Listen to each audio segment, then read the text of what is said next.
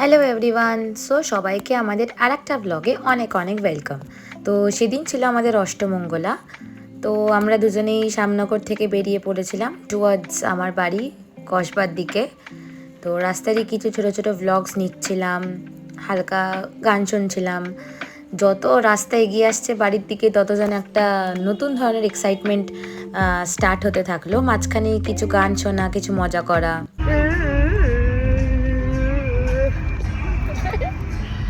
गुलशन में दिल खिलते हैं जब शहरा में मिलते हैं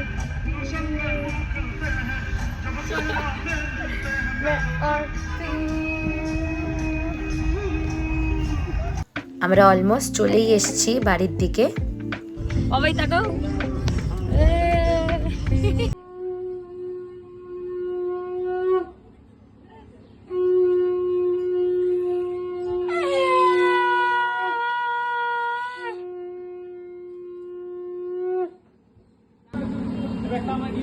ঠিক আছে, চলো চলো চলো।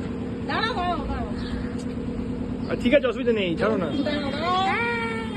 গেছি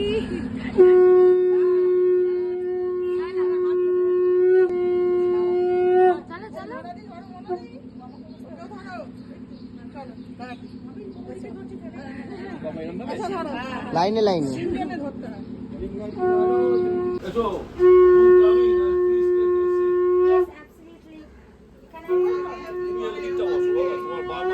সব নিজে কর নারায়ণ শুভ মহাশয় কি কারণে কাঁদো তুমি বসে আহে তাই দ্বিজ বলে কি হইবে বললে তোমায় ফকির বলেন দ্বিজ ক্ষতি কি বা তাই দ্বিজ বলে নিত্য আমি ভিক্ষা মাগি খাই আজ না পাই ন ভিক্ষা মিছামিছি যাই ফকির কয়েন দ্বিজ যাও নিজ ঘরে।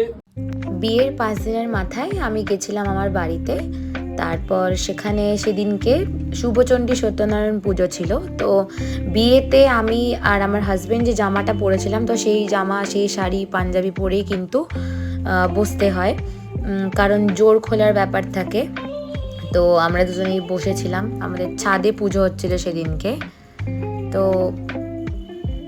পুরোহিত মশাই উনি মন্ত্র পড়ছিলেন, আর আমাদের এমন কিছু কাজ ছিল না, শুধু এমনি বসে থাকা ছিল। এরপরে মেইন ইভেন্ট ছিল শাখাপলা পড়া। বিয়ের দিন থেকে আমার হাতে একটা মাটির পলা পরিয়ে দেওয়া হয়েছিল। তো সেটা খুলে এবারে আমাকে অরিজিনাল শাখাপলা পরানো হবে।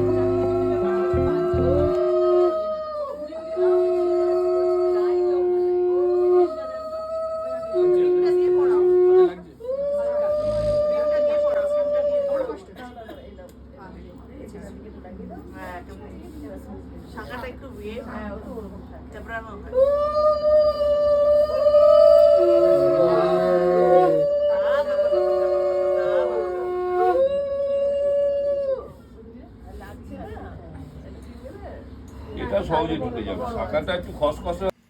তারপরে আরও অনেক কিছু নিয়ম ছিল, সবাইকে আলতা পরানো, তারপরে কিছু ফল মূল দেওয়া।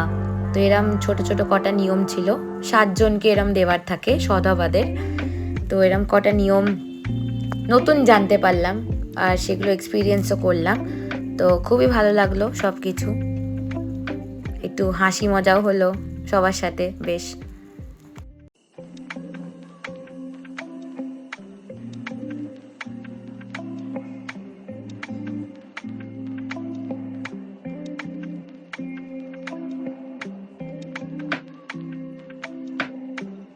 সব কিছু হয়ে যাওয়ার পর এবার সন্ধেবেলার প্ল্যান।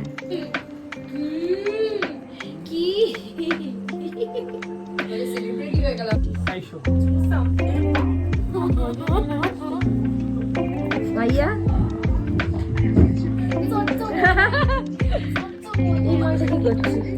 কি বলছে দেখো, বার করো ওটা মিস আছে, কাছে মারবে জিয়া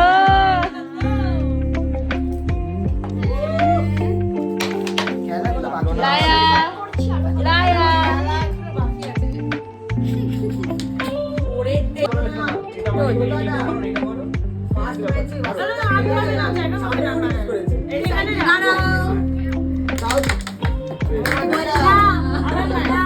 মজা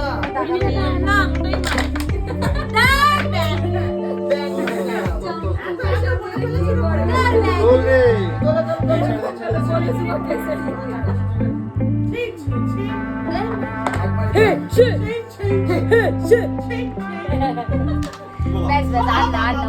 Well, that was all for today. See you in our next vlog. Bye bye.